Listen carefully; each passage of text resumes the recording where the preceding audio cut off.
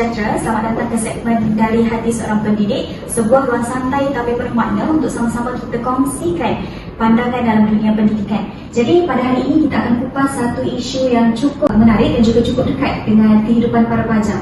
Itu berkaitan dengan bagaimanakah guru boleh membimbing murid sekolah menengah menggunakan media sosial secara bertanggungjawab. Jadi seperti yang kita ketahui, media sosial ini diibaratkan seperti pisau. Jika digunakan dengan baik akan mendatangkan kebaikan, tetapi jika disalahgunakan akan mendatangkan kemudaratan. Jadi dari situ kita dapat lihat jelas peranan guru ini sangat penting dalam membentuk pemikiran dan juga tingkah laku para pelajar, khususnya dalam dunia digital.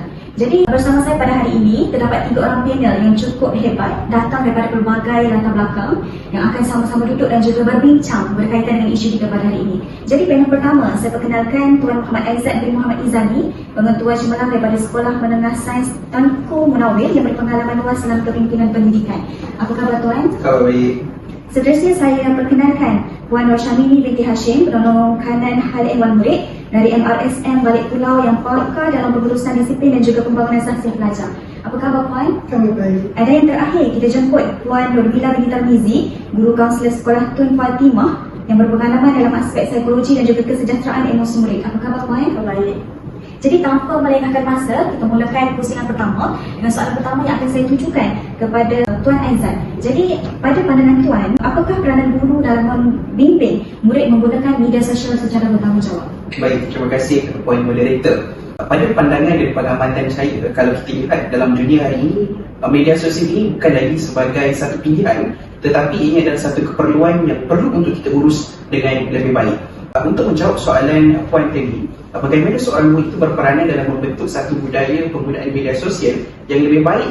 Yang pertama, sebagai pendidik, kita sendiri perlu untuk menjadi suri teladan ataupun kita katakan sebagai role model, kerana murid itu melihat guru sebagai rujukan mereka.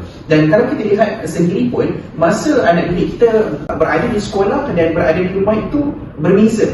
Mereka lebih dekat dengan guru-guru mereka. Dan kalaulah kita seorang pendidik, bagaimana cara kita berkongsi maklumat, bagaimana kita menggunakan data privasi dan sebagainya, itu memberi rujukan kepada mereka. Baik kita, baiklah mereka. Itu yang pertama. Yang kedua adalah pihak sekolah itu sendiri perlu, saya rasa, untuk mewujudkan satu budaya yang kita panggil sebagai satu literasi digital, supaya bagaimana murid itu perlu untuk diajar berkaitan dengan tata cara penggunaan media sosial, penggunaan data privasi, perkongsian maklumat sahih ataupun tidak, palsu dan sebagainya. Itulah yang patut kita terapkan dan jadikan sebagai satu budaya di peringkat sekolah itu sendiri.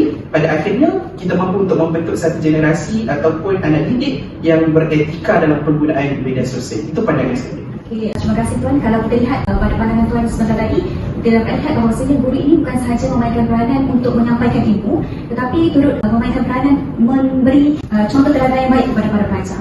Jadi kita lihat pula dari sudut pengurusan disiplin, dan saya percaya Puan Syamini sangat berpengalaman dalam bidang ini. Jadi soalan pertama saya tujukan kepada Puan. Pada pendapat Puan, apakah isu utama yang sering berlaku dalam kalangan pelajar, khususnya pelajar sekolah menengah ini berkaitan dengan media sosial? Terima kasih Moderator. Dari sudut hal ehwal murid, terdapat 2 isu utama seperti bully cyber dan juga penggunaan bahasa yang tidak sopan. Sebagai contoh, murid mungkin meninggalkan komen yang negatif dan menganggapnya sebagai satu gurauan, tetapi sebenarnya ianya memberikan kesan emosi yang mendalam kepada mangsa. Selain itu, murid juga cenderung untuk menyebarkan maklumat yang tanpa mereka menyemak kesahihannya. Dan ini boleh menyebabkan berlakunya salah faham dan juga konflik. Dan seharusnya seorang guru itu haruslah mendidik murid tersebut berkenaan dengan kesedaran atau kita panggil tanggungjawab, kerana itu salah satu tugas guru tersebut, dan guru tersebut tidak haruslah menghukum pelajar dengan berterusan. Terima kasih Puan. Satu pandangan yang cukup menarik dan membuka mata kita semua bahawasanya isu ini bukanlah salah satu daripada salah laku, tetapi ia juga turut berkait dengan tahap kesedaran. Jadi kita lihat pula dari sudut emosi. Saya jemput Puan Nurbila. Jadi pada pandangan Puan, bagaimana media sosial ini mempengaruhi psikologi murid? Baik, terima kasih Moderator. Dari sudut psikologi, media sosial sebenarnya telah menjadi ruang untuk para pelajar untuk mencari identiti dan rasa diterima oleh orang lain. Sebagai contoh, apabila mereka mendapat banyak like di media sosial, mereka akan rasa dihargai dan juga rasa diterima oleh orang lain dan seterusnya, buatkan mereka senang untuk berkongsi apa-apa sahaja di media sosial. Namun apabila mereka mendapat komen yang negatif, mereka akan mengalami emosi yang ataupun tekanan, emosi yang mendalam, sehingga boleh menjejaskan cara mereka melihat dan juga menghargai diri mereka sendiri. Selain itu, pada masa sekarang kita boleh lihat para pelajar sering ataupun cenderung untuk membandingkan diri mereka dengan orang lain. Hal ini secara tidak langsung boleh menjejaskan kesihatan mental mereka dan juga keyakinan diri. Oleh itu, sebagai seorang guru, kita haruslah menggalakkan para pelajar untuk menerapkan nilai empati ataupun menggalakkan mereka untuk berfikir dahulu sebelum membuat apa-apa perkongsian di media sosial. Itu pandangan saya. Terima kasih Puan. Jadi kita dapat lihat bahawasanya isu ini bukan sahaja melibatkan disiplin tetapi juga turut mempengaruhi emosi dan juga pemikiran pada pelajar.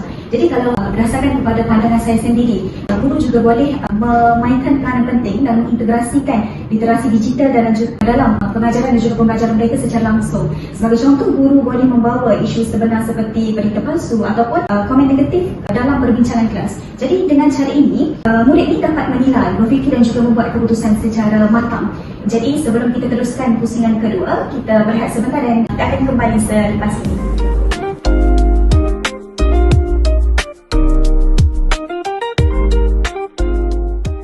Bertemu kembali kita dalam segmen dari hati seorang pendidik. Kita masuk ke pusingan kedua. Soalan kedua saya tujukan kepada Tuan Aizat. Dari sudut kepimpinan sekolah, apakah pendekatan utama berkaitan dengan penggunaan media sosial? Baik, terima kasih Puan Moderator. Dari sudut kepimpinan sebenarnya ada dua pendekatan yang boleh untuk kita implementasikan, saya katakan secara berkesan lah.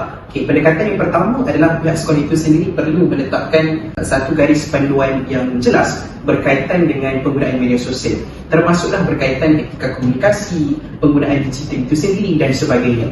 Dan kalau di sekolah Tunku Menawir, kita memang ada satu prosedur penggunaan yang sangat jelas berkaitan dengan keprihatinan pihak sekolah terhadap isu media sosial. Itu yang pertama. Yang kedua adalah kita perlu untuk terapkan satu pembelajaran yang berkesan ataupun continuous learning berkaitan dengan pendekatan yang boleh kita lakukan kepada anak didik kita terhadap isu-isu berkaitan media sosial itu sendiri supaya mereka peka apa yang sedang berlaku sebenarnya. Itu pandangan saya. Okay, terima kasih Puan. Jadi kita dapat lihat bahawasanya pihak sekolah ini turut memainkan peranan yang cukup penting dalam menyediakan struktur dan juga panduan yang jelas. Jadi kita beralih kepada Puan Syamini. Bagaimana pula pelaksanaan di peringkat murid? Dari segi pelaksanaan, kempen seperti Think Before You Share merupakan salah satu kempen yang perlu dijalankan secara konsisten. Sebagai contoh, sekolah boleh menggunakan poster, video dan juga perhimpunan untuk menyampaikan mesej kepada semua pelajar, dan juga perlibatan rakan sebaya sebagai ejen perubahan turut berkesan sebenarnya, kerana murid ni lebih menerima teguran daripada rakan mereka sendiri. Itu saja. Terima kasih Puan. Jadi kita dapat lihat bahawasanya pengaruh rakan sebaya itu sebenarnya sangat kuat dalam kalangan para pelajar. Jadi seterusnya saya tunjukkan soalan kepada Puan Mila. Dari sudut tingkah laku pula, bagaimana guru boleh membantu murid-murid? Baik, terima kasih Puan Moderator. Guru boleh membantu murid-murid dengan melatih mereka untuk mengawal impuls sebelum bertindak, iaitu membiasakan diri mereka untuk berhenti seketika ataupun berfikir dahulu sebelum membuat apa-apa perkongsian di media sosial. Selain itu, guru juga boleh membantu murid dengan menerapkan murid untuk memahami kepentingan kesan dan jangka panjang apabila mereka membuat naik sesuatu perkongsian. Hal ini kerana satu perkongsian saja yang tidak sesuai boleh memusnahkan reputasi dan juga masa depan seseorang pelajar itu tersendiri. Terima kasih Puan. Jadi sangat penting kerana kalau kita lihat sekarang murid bertindak sebelum mereka berfikir panjang. Jadi guru itu sendiri juga boleh membuat simulasi ataupun perbincangan kes sebenar seperti kes bully cyber dalam kelas supaya murid itu lebih memahami kesan dan juga akibat daripada perbuatan tersebut. Jadi sebelum kita menutup sesi pada hari ini, saya minta setiap panel untuk memberikan satu pesanan ringkas. Jadi kita mulakan dengan Tuan Aizat.